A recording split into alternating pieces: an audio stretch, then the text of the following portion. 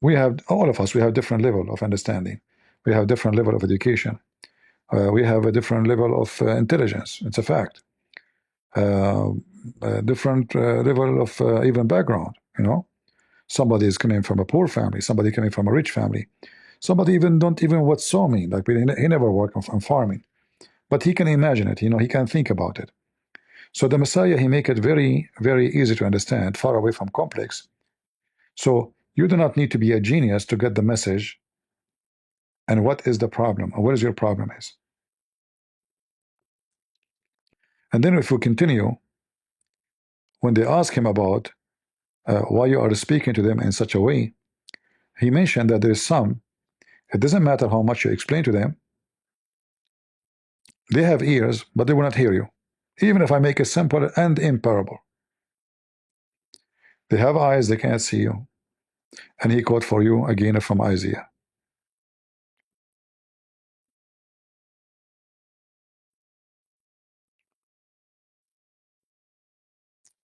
And all of that will take us to what I want to talk about the weeds and the seeds.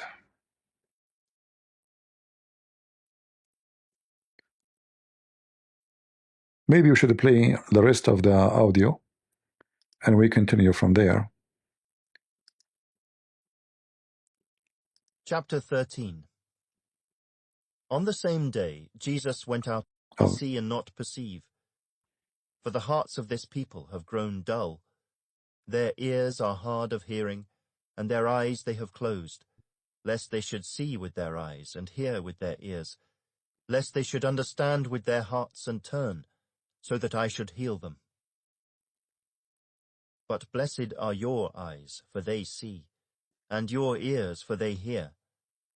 For assuredly I say to you that many prophets and righteous men desired to see what you see, and did not see it, and to hear what you hear, and did not hear it. Therefore hear the parable of the sower.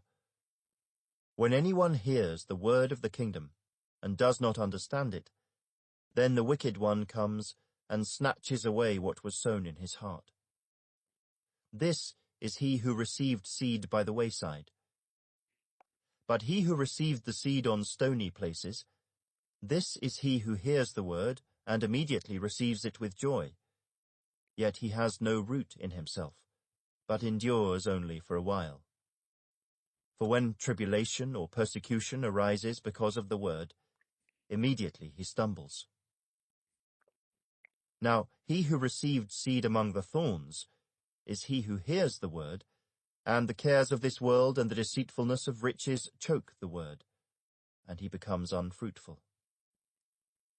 But he who received seed on the good ground is he who hears the word and understands it, who indeed bears fruit and produces, some 100-fold, some 60, some 30.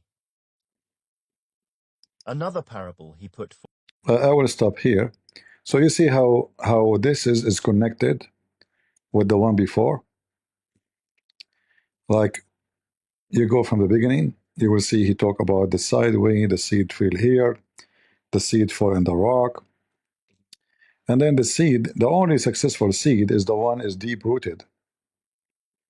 Even the one who received the seed in a rocky stand, okay, because he was lucky. It was so easy to get the seed. It's so easy, it's so clear to pick it up. Did not take me to work. It came to me right away. But as soon discrimination and threat and death and pain come, right away he give up. And he don't want those seeds. Those seeds is causing problems. So he give up. But the one who have roots, the one who is deep rooted, that is the one, the seed grow and become like a tree, and the seed is going to bear fruit.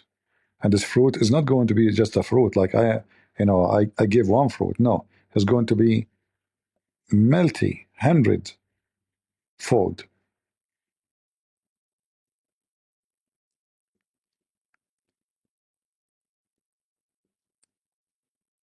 And then we go to the part after that. And this is about the weed. Forth to them, saying, The kingdom of heaven is like a man who sowed good seed in his field. But while men slept, his enemy came, and sowed tares among the wheat, and went his way. But when the grain had sprouted and produced a crop, then the tares also appeared. So the servants of the owner came and said to him, Sir, did you not sow good seed in your field? How then does it have tares? He said to them, An enemy has done this. The servants said to him, Do you want us then to go and gather them up? But he said, No, lest while you gather up the tares you also uproot the wheat with them. Let both grow together until the harvest, and at the time of harvest I will say to the reapers, First gather together the tares, and bind them in bundles to burn them, but gather the wheat into my barn. And here, this is very, very important thing to understand. This parable here can be taken in two directions. One is about the Lord in the day of judgment is going, he allowed the weed and he allowed the good seed to grow together. Even though they are no match, they should not be together. But the enemy, he put the seed there. The Lord, he did not put bad seed. The Lord, he put good seed. The enemy came and the enemy saw the weed. And now we have a problem. Shall we go and take the weed right away? And here we have, I see it in two different ways.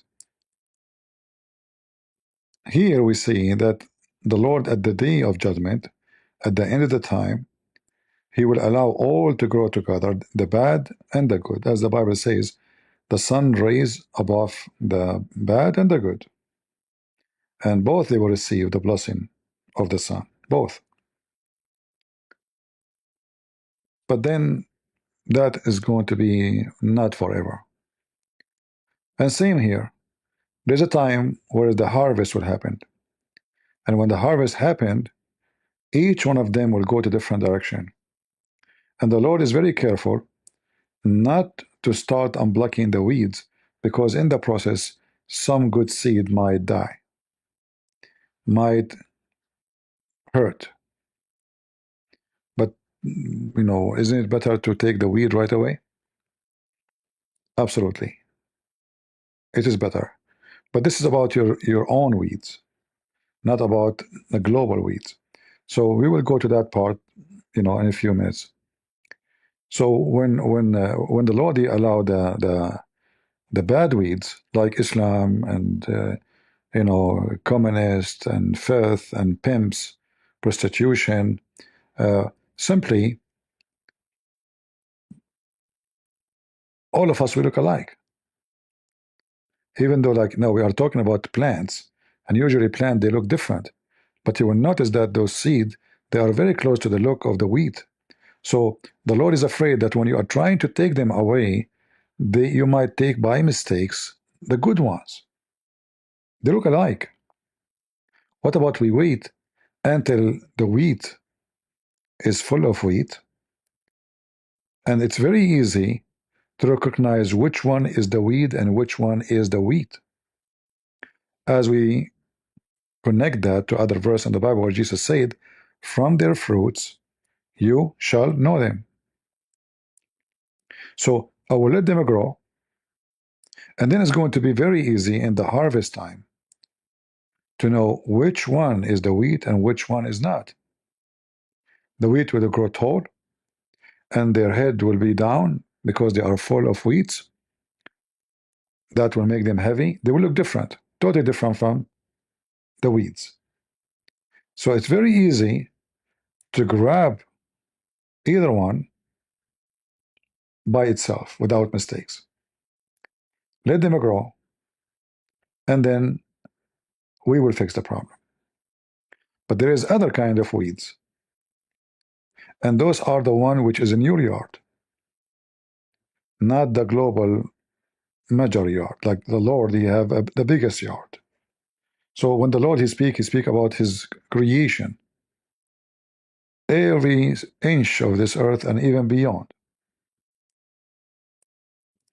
So the weed will grow everywhere. He will allow it to grow. But there's other scenario which is about your own weeds. Shall you let the weed grow inside you, or you clean them right away?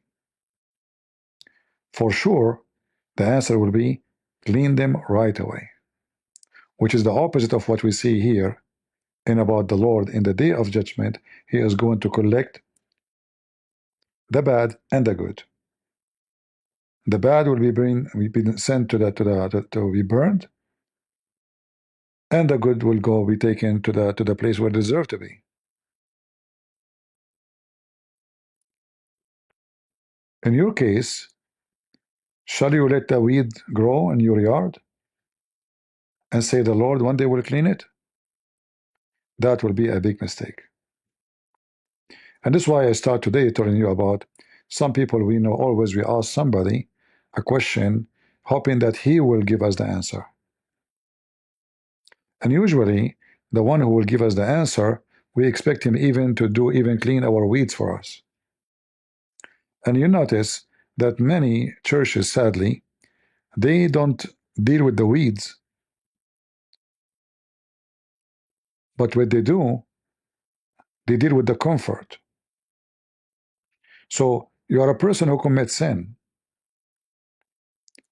You go to the priest, you confess your sin. The priest, he will pray to the Lord to forgive you. But shouldn't the priest question how you are and why you are doing this sin? Shouldn't the priest help you to fight your sin? Shouldn't the priest tell you first of all why in the world you are doing this sin? Is his duty is just to help you to confess because he's a brother and to pray to the Lord to forgive you? Or his duty as a brother is to rebuke you and to help you to fight your sin? And then you have to join in the fight because you are the most important soldier in this fight, not the priest. So you go to the priest because you are seeking consultation, you want solution, you are looking for comfort mostly. But then the second day you come and you do the same thing. So we block the weed today, the weed come back tomorrow. And even some of us didn't even bother to unblock the weeds. So we leave it, it grow big, and say, the Lord will forgive me. I'm going to pray tomorrow. Let the weed back. Let the weed grow. And maybe I will read this parable wrongly. I will say the Lord, he said, time will come and he will gather everyone, the bad weed and the good weed. And I am I mean the bad weed, the weed, and the good weed. And I am the wheat, not the weed. But how you are, if you are full of weeds and bad things. So what I wanted to share with you, that we want others to help us with our problems, but we don't want to acknowledge the problem, and we don't want to acknowledge that we are the one behind the problem. We want a priest, we go to church because we want to feel comfort, we want to feel we are forgiven. But then second day we do the same madness and we commit the same sin. And then next week I go and then I ask God for forgiveness and I say I'm not going to do it again, and then I go and do it again. So it's an endless process of hypocrisy. You are against the weed, but you plant the weed. You don't want the weed, but you enjoy the weed.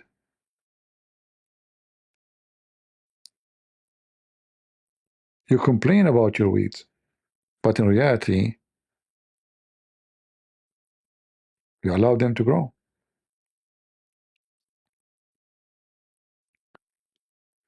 When the servant said, do you want us to go and gather them up?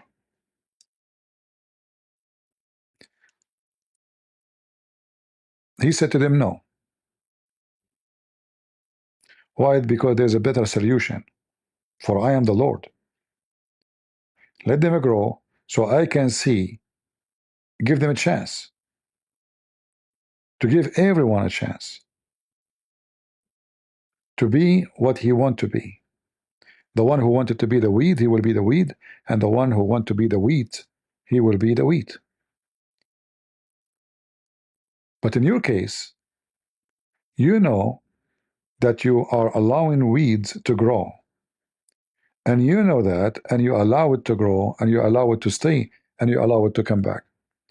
Simply, you are a self-hurting person who loves to hurt himself, who loves to enjoy pain maybe, who is addicted to pain and guilt, and you cannot live without it. You decide that without weeds you cannot live. And the proof of that, the weeds in your yard.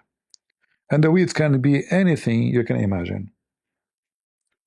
A person who drink like a donkey. A person who smoke like a chimney. A person who use filthy language like a sewage. A person who cheat, for he's a cheater. A person who's selfish, for he loves nobody except himself. So you have all kind of weeds, and none of those will be exist if you don't allow it to exist. The selfish will not be selfish unless he decide to throw everybody under the bus so he can survive. The cheater will not cheat unless he decide that I'm going to cheat, and I am going to enjoy it, for I like it. Nobody is forced to cheat.